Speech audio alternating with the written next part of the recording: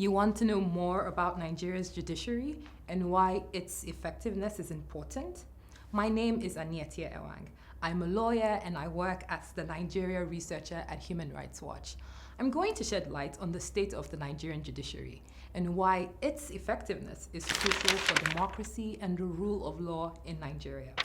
Nigeria's judicial system is made up of courts with distinct functions, from the Supreme Court handling constitutional matters to the Magistrate Court dealing with minor offenses. Each play a unique role in the delivering of justice at different levels of the legal spectrum. The Supreme Court of Nigeria is the highest court in the country. It is made up of a Chief Justice and justices appointed by the President.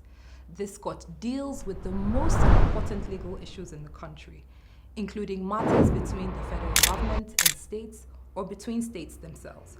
For instance, if there's a disagreement about the distribution of power or resources between the federal and state levels, this could be brought to the Supreme Court for a decision. Under the Supreme Court, we have various courts with varying jurisdiction, depending on the subject matter and location.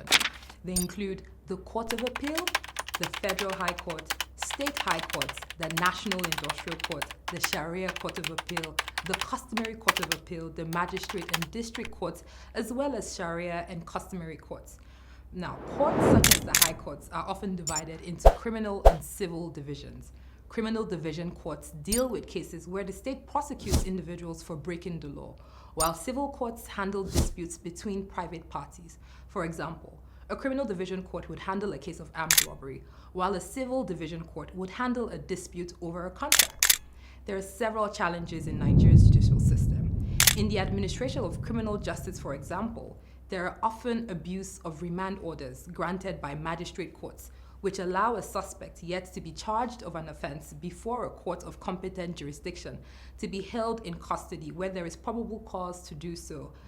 Other issues more generally include filing cases in courts lacking jurisdiction, which creates legal complexities and delays justice.